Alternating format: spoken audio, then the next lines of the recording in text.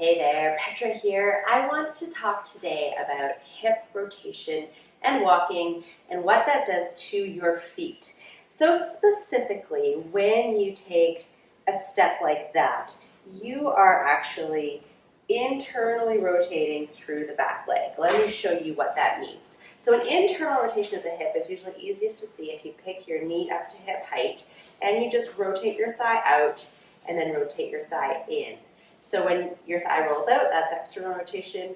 When it's in, that's internal. That makes your foot go out. It's really wacky to think of at first, but it's because what we're looking at is what your thigh bone is doing, not what your foot is doing. So this is your internal rotation.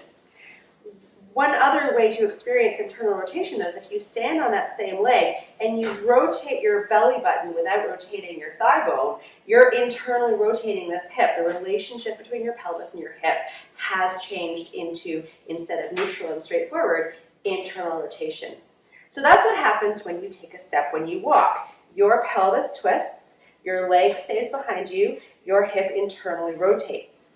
So that's awesome if you have mobility. If you are able to get good internal rotation, then everything happens mechanically the way it's supposed to. But what if you don't have good internal rotation? And the thing is, most of us have pretty poor hip rotation. I have a ton of internal rotation compared to basically everyone else I meet. So I'm kind of freakish that way. You don't need as much as I have, but you should have enough to be able to walk well. And here's one of the reasons why. So if you don't have enough hip internal rotation and your pelvis just keeps facing forward as you walk, something's going to compensate. And that thing is going to be your whole leg.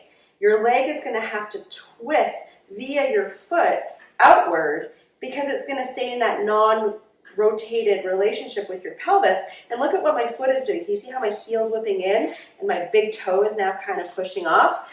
Hello, bunions. This is a bunion creator. So lack of hip internal rotation in your walking is forcing your foot to push off through that big toe, creating a bunion. So if you're working on bunions, you might really seriously want to double check that you've got good hip internal rotation in your legs so that you're not being forced to push off through that big toe. So hip internal rotation, key for the bunion. It's also really important for our pelvic floors because everything's connected in our bodies and our hip muscles are right next to our pelvic floor muscles. So if you're not rotating well, you can expect to have a relationship with potential pelvic floor issues, as well as just your ability to flex and generally extend your hip also depend upon your rotational capacity. So it's really important. Okay, so if you think you're lacking hip internal rotation, one of the ways you can tell is when you're doing this little test here where you're trying to rotate internally, if your whole side of your butt lifts up like that, you are cheating. So you have to keep that down and test it like this and see how much is truly coming from your hip. It doesn't have to be a lot, but it has to be enough. So if that feels like a difficult range of motion for you to get into, if it doesn't feel smooth, natural, controllable, or like you have much, then you should definitely consider doing some mobility work. So the best way to do that I found is through doing cars, so daily hip cars where you're trying to rotate your hip like so. You can find all the cars in my Joints for Life program.